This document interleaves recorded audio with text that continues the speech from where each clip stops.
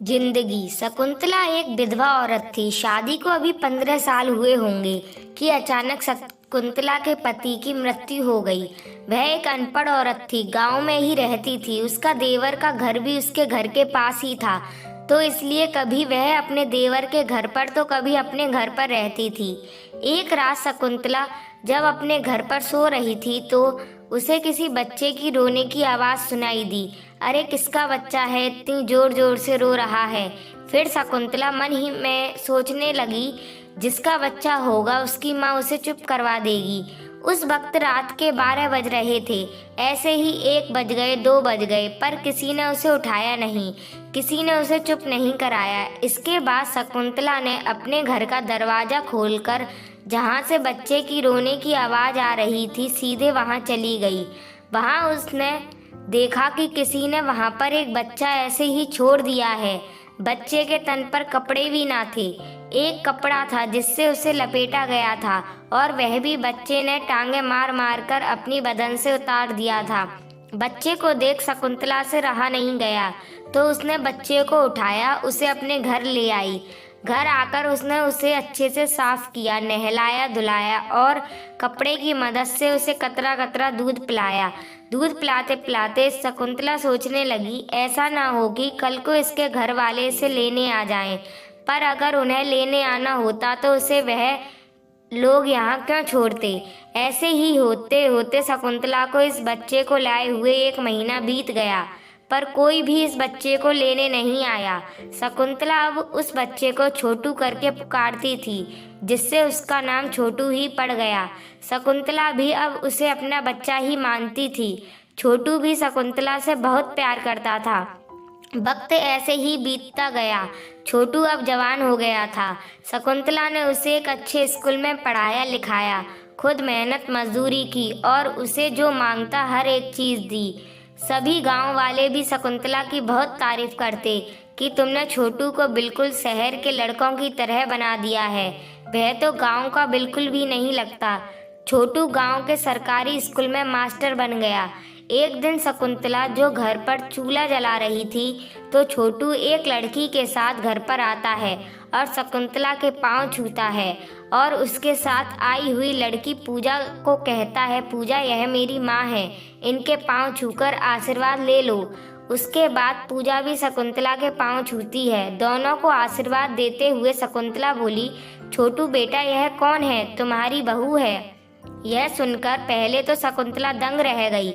उसके मुंह से सिर्फ यही निकला, क्या तूने शादी कर ली। हाँ माँ, यह तेरी बहू है और आज से यह तेरे काम में मदद करवाएगी।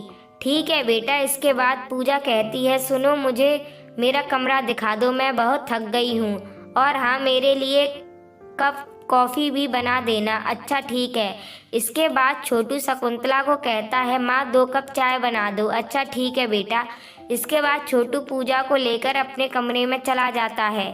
थोड़ी देर बाद 2 कप चाय लेकर शकुंतला छोटू के कमरे में जाती है और उनको एक एक कप चाय का पकड़ा देती है। जैसे ही पूजा चाय देखती है तो कहती है, यह क्या है, यह तो आप सिर्फ पानी उठाकर लेकर आ गई मेरे लिए। आपको अच्छे से चाय बनाना भी नहीं आती क्या। और हाँ, मैंने तो आपको कॉफ़ी को बोला था। पूजा, यह तुम मेरी माँ से किस तरह से बात कर रही हो। तुम्हें बात करने की तमीज़ नहीं है क्या।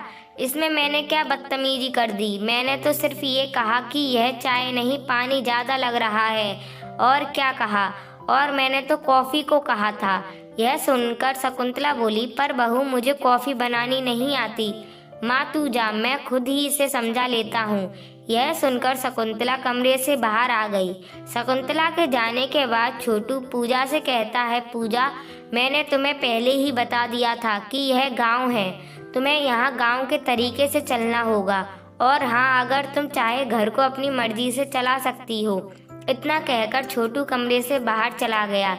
एक दिन शकुंतला जंगल से लकड़ियाँ तोड़कर लाई तो आकर पूजा से बोली, पूजा बहू मैंने तुम्हें कहा था जानवरों को चारा डाल देना, पर तुमने उनका चारा क्यों नहीं डाला। माँ जी, मैं क्या आपकी नौकरानी लगती हूँ और मैं क्यों डालूं जानवरों को चारा।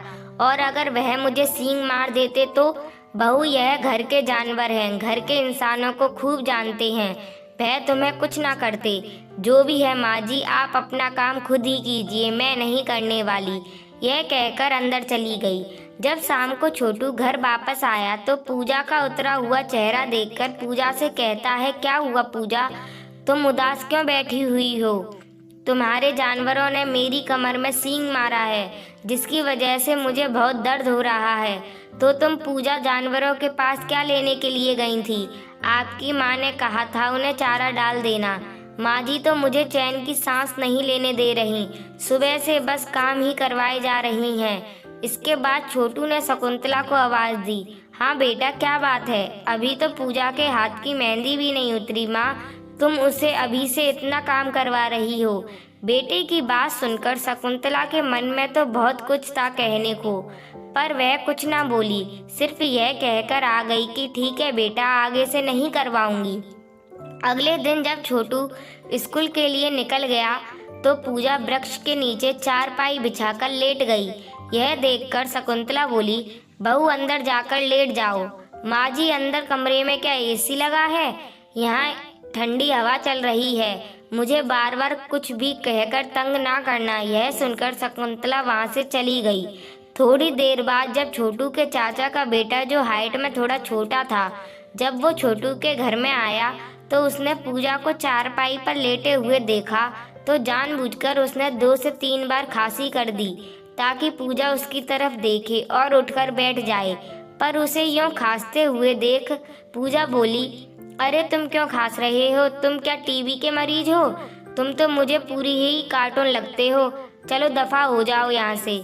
उसके बाद छोटू के चाचा का लड़का सीधे अपनी ताई के पास चला गया और बोला, यह कैसी बहू उठाकर लाई हो जिसे बात करने तक की अकल नहीं है? और हाँ, उसे बोलो कि अपने कमरे में जाकर लेटे। उसे पता है ना यह गांव है और हमारे गांव घर की दीवारें छोटी हैं, हमारी बहू बेटियां यूं बाहर आकर नहीं लेटती। उसकी बात सुनकर शकुंतला फिर से बहू के पास आई और बोली, पूजा अंदर जाकर लेटो, यह तुम्हारा शहर नहीं है, यह गांव है, यहाँ पर हर कोई आता जाता रहता है। तो मैं क्या करूँ माँ जी, मैं तो यहाँ ही लेटूंगी। और हाँ, अब मुझे उठाने की कोशिश ना करना। शकुंतला सुनकर चली गई। थोड़ी देर बाद जब स्कूल से छोटू घर वापस आया तो पूजा के पास चारपाई पर आकर बैठ गया। क्या बात है, आज तुम्हारा मुंह फिर से उतरा हुआ है? हाँ, एक तो तुम्हारे घर में लाइट नहीं है और मुझे इतनी गर्मी लग रही है तो मैं यहाँ वृक्ष के नीचे बैठने आ गई। पर तुम्हारी माँ मुझे आकर बोली, जाओ अंदर जाकर लेट जाओ, और मुझसे सारे घर के काम भी करवाए। मैं तो बस आराम के लिए यहाँ पर लेटी थी, पर मुझे लगता है अब तुम्हारे घर में मुझे सुकून नहीं मिलेगा। शकुंतला भी वहाँ आ गई और माँ को देखकर छोटू बोला, माँ तुम्हें पूजा को तंग करने से बाज आना है या नहीं? आज शकुंतला से चुप नहीं रहा गया तो बोली, अरे बेटा, आज क्या कर दिया मैंने? एक तो महारानी को आराम करवाओ और ऊपर से तुम लोगों की बातें भी सुनो। देख लिया ना जी कैसे तुम्हारी माँ मेरे पीछे पड़ी हुई हैं, बस सारा दिन ऐसे ही मुझसे बातें करती रहती हैं। अब मैंने फैसला कर लिया है, या तो तुम्हारी माँ इस घर में रहेंगी या तो मैं। नहीं पूजा, मैं तुम दोनों के साथ इस घर में रहना चाहता हूँ। नहीं, आज तुम फैसला कर लो, या तो तुम्हारी माँ या फिर मैं। इतना कहकर पूजा वहाँ से जाने लगती है कि तभी छोटू ने उसका हाथ पकड़कर उसे रोक लिया और अपनी माँ का हाथ पकड़कर उसे घसीटकर घर से बाहर ले जाने लगा कि तभी वह जमीन पर गिर गई और बोली, छोटू मैं तेरी माँ हूँ बेटा, मैं कहाँ जाऊँगी? माँ तुम चाचा के घर में रह लो, पर अब तुम यहाँ नहीं रह सकती, वरना मेरा घर बर्बाद हो जाएगा। इतने में छोटू का चाचा भी वहाँ आ गया और एक जोरदार थप्पड़ छोटू को जड़ते हुए बोला, दिखा दी तुमने अपनी औकात, गंदे खून वाले, गंदा खून अभी भी तेरी नसों में दौड़ रहा है। चाचा की बातें सुनकर छोटू हैरान होकर उन्हें देखने लगा कि चाचा की इस बात का क्या मतलब है। यह सुनकर शकुंतला बोली, देवर जी जाओ, तुम अपने घर जाओ, यह मेरा और मेरे बेटे का मामला है, तुम्हें बीच में बोलने की जरूरत नहीं है। नहीं भाभी, आज इसे सच का पता लगना ही चाहिए। नालायक, पता नहीं कौन तेरे माँ बाप हैं, तुझे कोई पैदा होते यहाँ सड़क पर छोड़ गया था, जिसे तू आज उसी के घर से निकाल रहा है, यही तुझे सड़क से उठाकर लाई थी।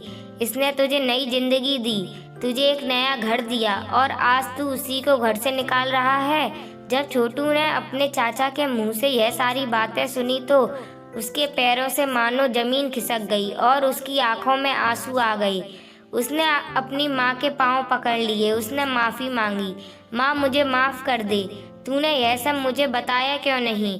जिसने मुझे पनाह दी आज मैं उससे ही बेपनाह कर रहा था। मुझसे कितनी बड़ी गलती हो रही थी, माँ मुझे माफ़ कर दे। कोई बात नहीं बेटा। इसके बाद चाचा ने पूजा को भी बोला, बहू अगर तुमने छोटू को और भड़काने की कोशिश की उसकी माँ के खिलाफ तो अगली बार भाभी नहीं तुम दोनों इस तरह से घर से निकलोगे।